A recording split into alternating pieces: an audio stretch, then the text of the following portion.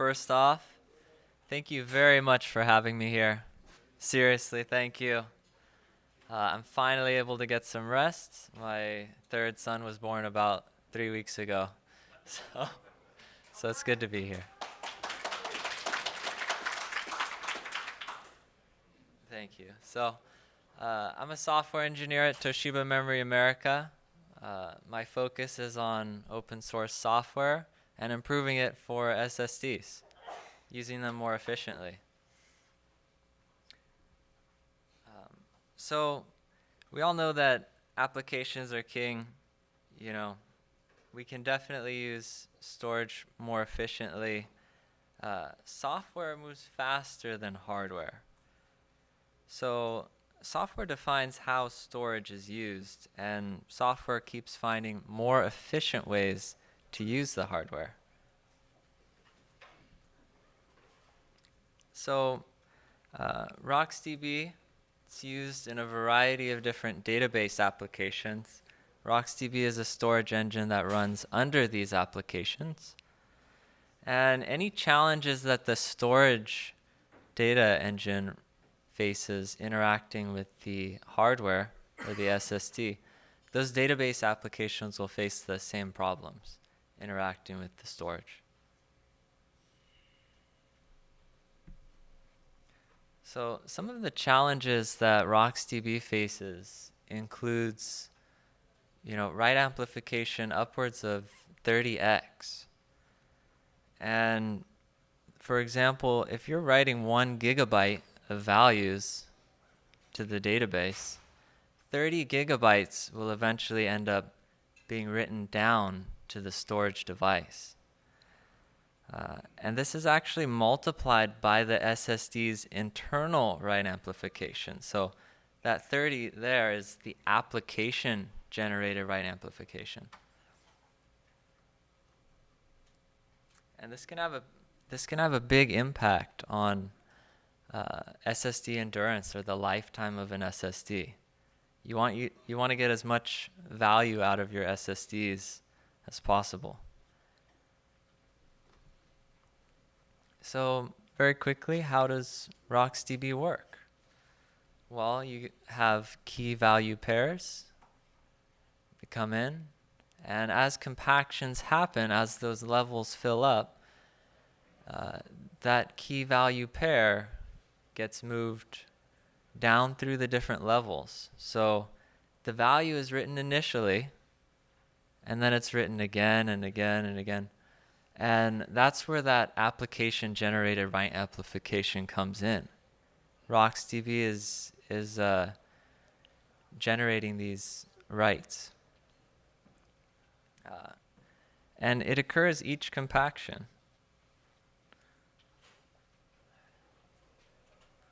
And what is a compaction? Basically, when the level gets full, you need to compact it into the next level, which is about 10 times larger, and any invalid references or keys, values in there get removed. So here's a little more detailed demonstration. So you have the keys and the value pairs coming into the database. They get written to the level, to the first level, and once that becomes full, that triggers a compaction. Then it's written into memory. You can see it's already been written to the disk, so you're writing it back into memory to compact it to the next level. So you are using that resource. And then it gets consolidated into the second level. And this process continues. It's already been written to the first level, but we write the values again to the second level. This process continues until level 2 is full, and each level is about 10 times larger than the level before it. So about 90% of the database is in the last level. And this generates more application write amplification.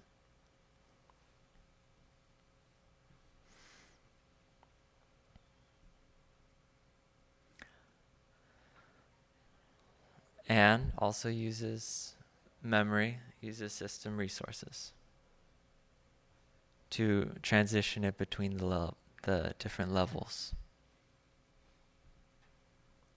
So the result that ends up happening is this value that was written, it doesn't change during the compactions.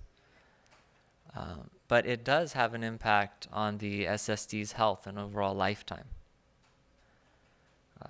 The good news is there's a better way.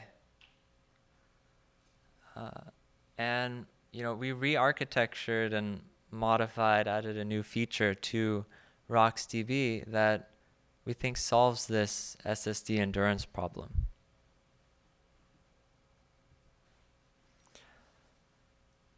So a big inspiration for us was the whiskey paper, which separates keys from values. And you could say we got a lot of inspiration from whiskey, all puns intended. So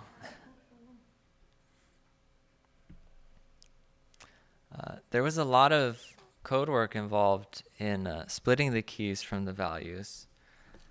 There were significant additions to RocksDB.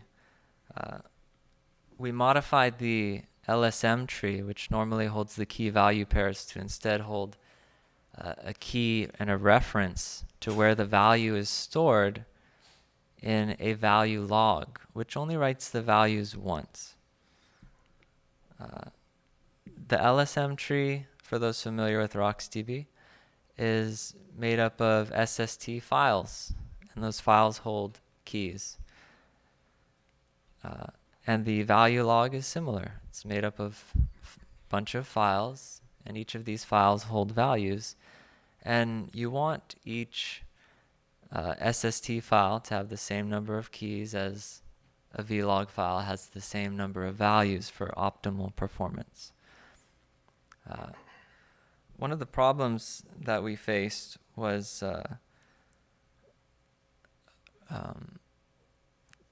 storing the vlog on restart, or accessing all of the references on restart, and we solved that by rebuilding the whole reference table when the database restarts. We also added a feature called active recycling, which is basically compactions for the vlog. And this, it's basically compactions for the vlog, and it removes any invalid references.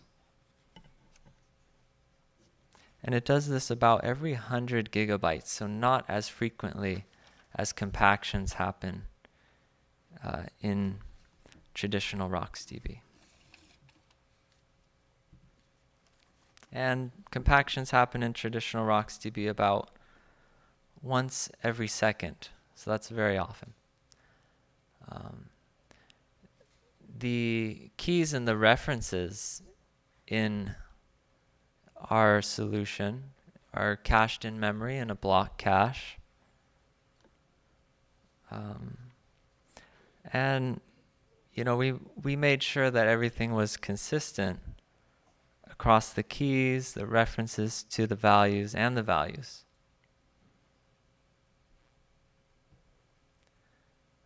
When it came to performance tuning, we ran into some unexpected challenges. And I know no other developers here have run into any challenges modifying code.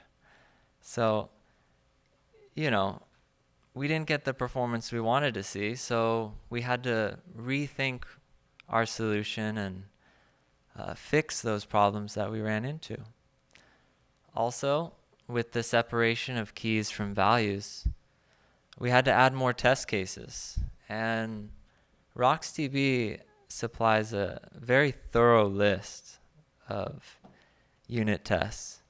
So we added more to live up to the standards of RocksDB.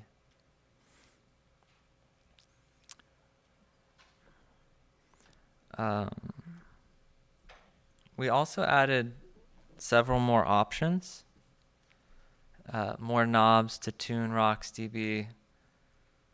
We added write amplification and space amplification and latency to the log files for users who want those metrics recorded. We made sure that our solution passed all of the standard RocksDB tests. And we also made improvements to bulk loading.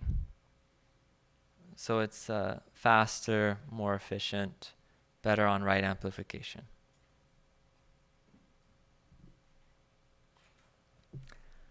So RocksDB continues to evolve. They're always making new additions to their code base, and we make sure that we keep up with them. We're always merging in their latest source code into ours, so our solution and RocksDB are interchangeable. They'll work with the different database applications, same as RocksDB works with.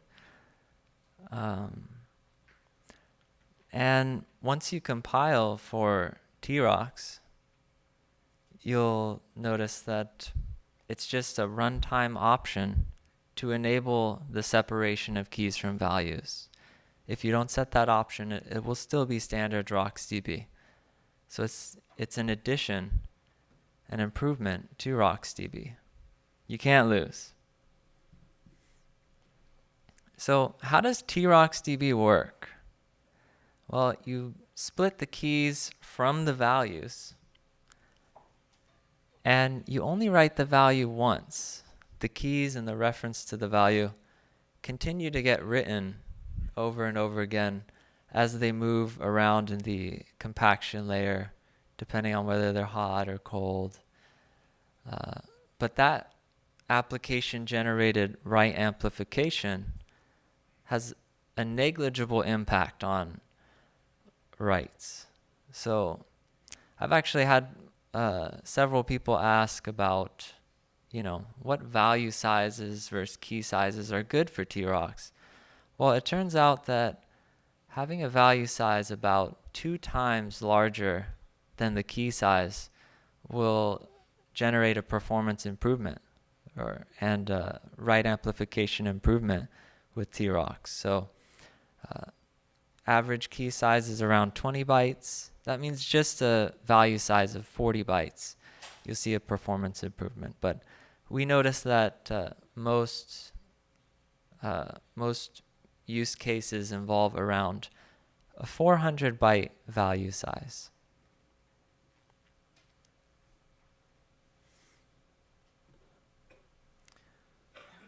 Okay.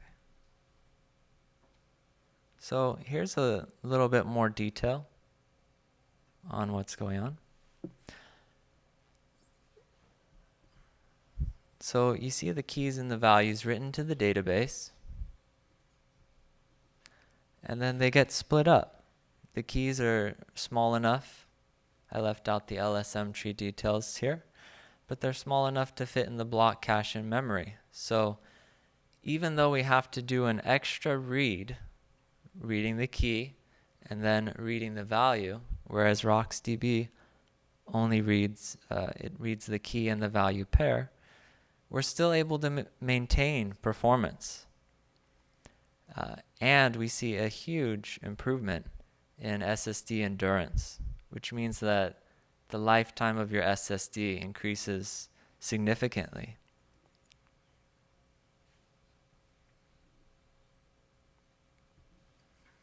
So our whole mantra during development was, we want to improve write amplification, but also maintain the same or better performance. We aren't willing to sacrifice on performance. And we achieved that. So you can see here, we ran a handful of different Facebook official benchmarks. These are standard Facebook benchmarks. And in the first one, bulk load, we managed to achieve a write amplification of 0.6. You might ask, how's that possible? Well, it's through compression. So we write 1 GB of values to our database, and only 0.6 of that gets written down to the actual SSD. So keep in mind, this is application generated write amplification. And you can see the longer a test runs, the more data that's in it, the more improvement you'll see on write amplification. Upwards of 7x. And again, here we see the same or better performance. The runtime is in seconds. The tests on the right ran for about a day and a half. The longer you run these tests, the more benefit you'll see as RocksDB stabilizes around that 30% mark. And, you know, production databases aren't just running for a day and a half, right? So we managed to actually beat traditional RocksDB in all of these test cases here.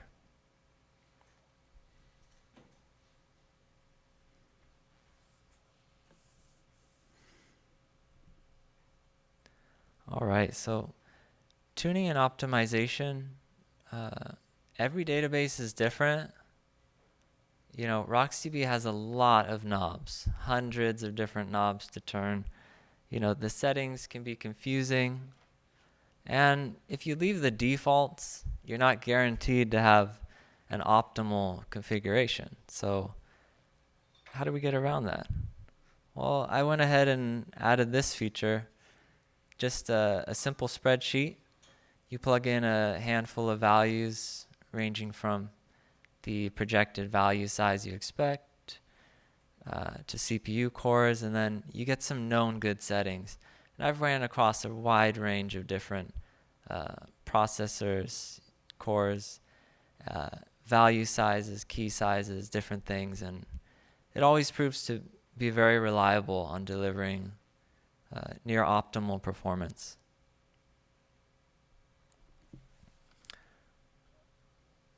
So with that, I would like to ask you all to download it, test it, use it, enjoy it. You know, a lot of software engineers are here. It's open source. Anyone can access it. If you use RocksDB, you know, we'd love to have your input, your comments on what you think to improve and contribute to the code. And I forgot to mention, but this is open source. We do plan on pushing this back to Facebook RocksDB. They are aware of our changes. We have pushed several things back to Facebook RocksDB, several minor fixes in their code. So with that, I'd like to open it up for any questions. Yes? A couple of questions about compression. Does RocksDB itself use compression? I gather it does not. Yes. It does use Yes. Okay. They both use compression. Okay. So the improvement that you're seeing is really more, there really is the improvement due to writing the value only one time. Yes, right. The write amplification improved significantly. Also, we made improvements to bulk load. Okay. So not only write amplification, but other improvements as well. In performance. Mm-hmm. Yes? You talked about the right amp improving with about 2x when you double your value size. Yes. As you progressively increase your value size, did you see a Yes. trend? And how did it, was there a certain size of your SSD that would necessarily make it fit one versus the other? Yeah, it's more about how long RocksDB runs for. The longer RocksDB runs, the more write amplification as those values flush down the LSM tree and creates more application generated write amplification. But yes, if you use larger value sizes, like 1 megabyte or 2 megabytes, you will see a significant write amplification performance improvement. And we're working with different companies who are evaluating TRocksDB right now, and they're seeing big improvements. So, yes. Have you measured range query performance compared to RocksDB? That's not something I've done personally, but I could get back to you after. Just come up and I'll write it down. Yeah. Yes? So is your GitHub address going to change after October 1st? Yes. Developers are going to look at this and tell them. Yes. Yes, we aren't allowed to use that name after October 1st. But if you put a star or, you favorite it on GitHub, you will be able to follow that name change as this, the address will change, the name will change, but the GitHub organization will be the same one, if that makes sense. It's just a name change. Can you comment on the effort involved in all these changes? How many man-months do it take to do this? Yeah, so I've been juggling several projects. We do have a team of people working on this. Yeah, I would have to send it to comedic relief in the back. What was the question? I'm comic relief, by the way. I'm sorry, what was the question? What was the effort involved? How many man-months did it take? Oh, God. We've been working on this probably about a year and a half. We had a primary architect. We've had Remington developer, especially on debugging and working on tuning and tweaking the code. I've got two test guys. One of the guys smiling up there in front has been doing a lot of the testing. As a matter of fact, he's the core guy that's been figuring out the payload size or value size differences where it actually transitions from being faster on rocks to being faster on T-rocks. So if you got any questions for him, you can corner him at the end of the talk as well. Sorry, could you please go to the performance page? I noticed that the read performance has been approved a lot. I'm wondering why, because you store value in different space, so it means that you have to find the Yes. endpoint and then go to another place for the later. Why? Yes, so you are correct that TRocksDB does an extra read for the key, which gets the reference, and then it reads the value. But because of the way the block cache works, those keys and references are able to be stored in memory. So it's able to not have a significant impact. Why random override is same and the performance are same?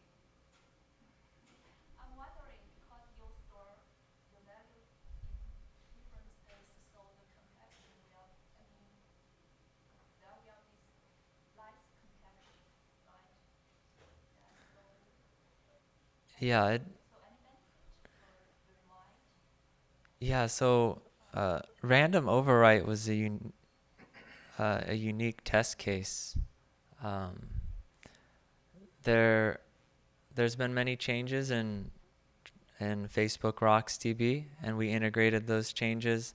And there's a lot of performance improvement going around overwrites, but Overwrite means you have to reclaim their old space. yes, no, you don't have to. Everything in RocksDB is immutable, so it invalidates the old references, and then the compactions clean that up. But the overwrites, it still has to look through all the different keys, find the valid one, and that does have a performance impact. Yeah. So we still do pretty well on the random overwrite.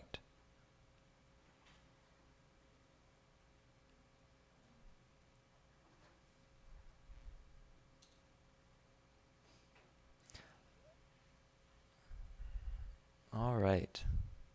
So we still have a bit of time left here. If anyone has any questions, I'll be up front. Do you need more memory to store the key for this performance test? Or sample? You don't need additional memory. I think, normal block cache size around 8 to 10 gigabytes is sufficient.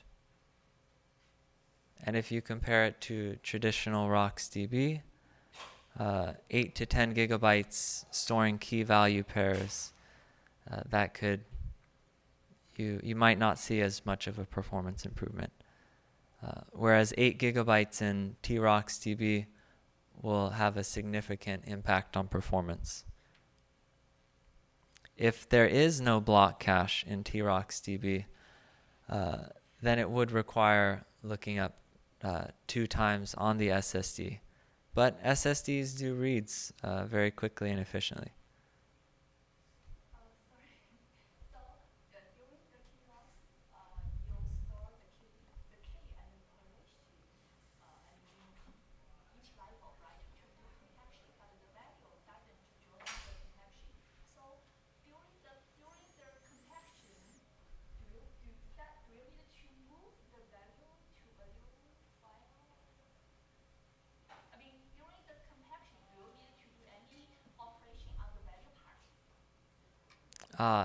If a reference is invalidated, then the value is also invalidated during that compaction.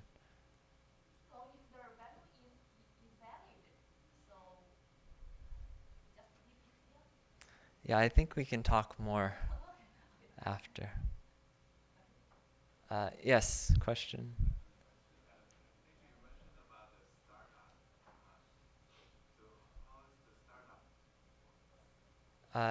There's a negligible performance difference. So the startup time is about the same as RocksDB. Was there a question in the back? Yeah, do you know if there's much of an improvement with Ceph?